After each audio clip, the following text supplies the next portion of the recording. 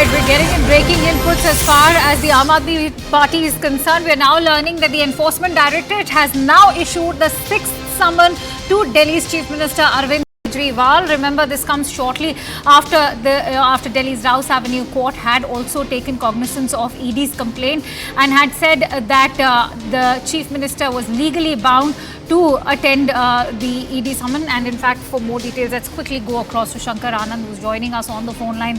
Shankar जी, क्या जानकारी दे सकते हैं? दिल्ली राउस एवेन्यू कोर्ट का जो कहना था उसके बाद तो अभी लीगली बाउंड है जाने के लिए।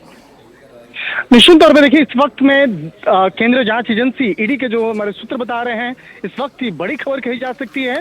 मुख्यमंत्री अरविंद केजरीवाल को ईडी के द्वारा ये छठा समन भेजा गया है और उन्हें पूछताछ के लिए 19 फरवरी को बुलाया गया है। 19 फरवरी का जो तारीख है वो डेट मुकर्रर किया गया है। ये छठा समन इसलिए भेजा गया है कि इससे पहले 5 समन पर मुख्यमंत्री अरविंद केजरीवाल नहीं पहुंचे थे और उसके बाद कोर्ट के द्वारा इस मामले पर तमाम जो सुनवाई हुई थी और उस वक्त में ये भी तय हुआ था कि अब आगे पूछताछ की तमाम प्रक्रिया में मुख्यमंत्री अरविंद केजरीवाल हिस्सा भी लेंगे। तो निश्चित तौर पर इस वक्त की खबर कही जा सकती है, मुख्यमंत्री अरविंद केजरीवाल को पूछताछ का अगला सम्मन भेजा गया है। और दिल्ली सरकार की जो पूर्व आबकारी नीति भ्रष्टाचार का जो मामला था, इस मामले में जिस तरह से पिछले काफी समय से जांच एजेंसी ईडी के द्वारा तफ्तीश की जा रही थी, अब मुख्यमंत्री अरविंद केजरीवाल को जो समन भेज करके उन्हें ईडी मुख्यालय में बुलाया गया और उन्हें 19 फरवरी को सुबह में 10 से 10:30 बजे के बीच में उन्हें ईडी मुख्यालय पहुंचना है। उसके बाद तमाम पूछताछ की औपचारिकताओं को पूरा करना है।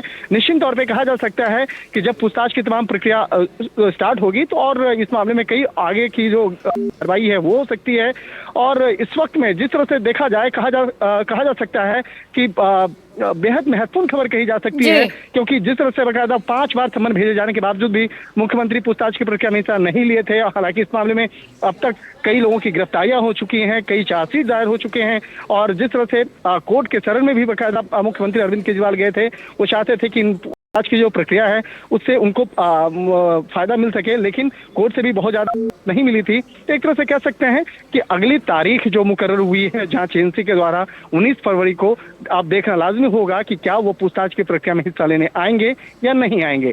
लेकिन सूत्र हमारे बताते हैं कि अगर इस बार पूछताछ की प्रक्रिया में हिस्सा लेने नहीं आते हैं तो हो सकता है कि उनकी मुश्किलें और ज्यादा बढ़ सकती है। जी शंकर आनंद, हमें ये जानकारी देने के लिए बहुत बहुत धन्यवाद। And as Shankar Anand was also highlighting that if Arvind Kejriwal chooses to skip this summon, it could just embroil him further in more legalities, because remember, this time the Rouse Avenue Court has told Arvind Kejriwal that he is legally bound to appear in front of the Enforcement Directorate. And with that, it's a quick close from my end. Thank you so much for watching CNN News 18.